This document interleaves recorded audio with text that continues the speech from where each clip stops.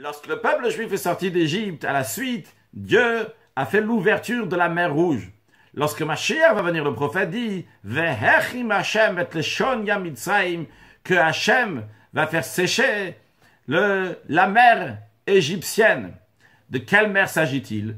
Le Radak et le Metsudat expliquent qu'il s'agit du Nil qui va sécher. Il faut comprendre pourquoi Hashem va faire sécher le Nil lorsque Mashiach va venir. L'explication est la suivante.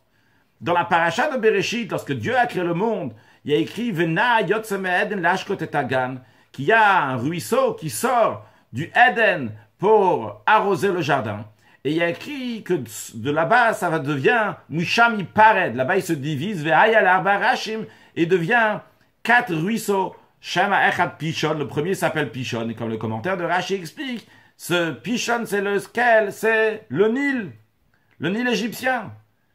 Alors, sur le plan profond, cela veut dire que Misham Pared, de là-bas, les choses vont se séparer. À la base, tout vient d'Hachem. Mais on ne voit pas que ça vient de Dieu. Les choses se divisent. Les choses passent ce qu'on appelle des tzimtzumim, des contractions, des helemot ve'esterim, des voiles de la divinité. Que tout ça, c'est lié avec Mitzrayim, avec l'Égypte, que l'Égypte ne veut pas seulement dire un endroit géographique, mais Mitzrayim, de langage de Metzarim, qui veut dire des barrières et des limites qui font qu'on ne voit plus que ça vient de Dieu. Les choses sont divisées. Il y a ici une division. Il n'y a pas l'unité d'Hachem qui est là.